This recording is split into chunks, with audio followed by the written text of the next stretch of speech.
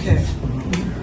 As a lesbian woman who was attacked in the women's locker room at Gold's Gym this week. Attacked is crazy.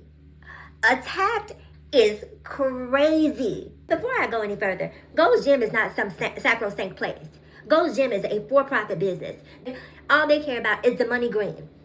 You don't get to set the rules for Gold's Gym. Gold's Gym gets to set the rules for Gold's Gym. And it's so interesting to watch them take a black woman and use a black woman as the face of transphobia, right?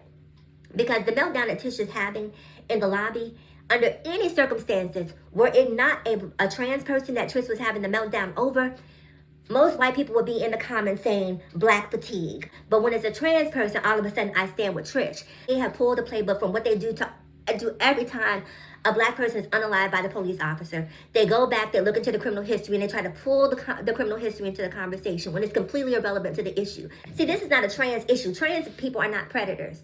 People are predators. If you want to talk about keeping predators out of the bathroom, then let's have a conversation about keeping predators out of the bathroom. Public spaces are disgusting to me. So you don't ever have to worry about seeing this trans woman in there. But it's not even the fact that I don't go into those spaces that's the issue. It's that the climate that you are creating, one that breeds contempt for trans people in general. See, I don't have to be in the bathroom in order to be impacted by the hate that you are creating. All I have to do is simply exist as a trans person because you are creating this narrative that all trans people somehow are predatory. So stop this malarkey. If you want to have a conversation about that trans person, have a conversation about that trans person, because Dave Chappelle really has y'all thinking that y'all can say anything about the trans community and we're not supposed to say anything back.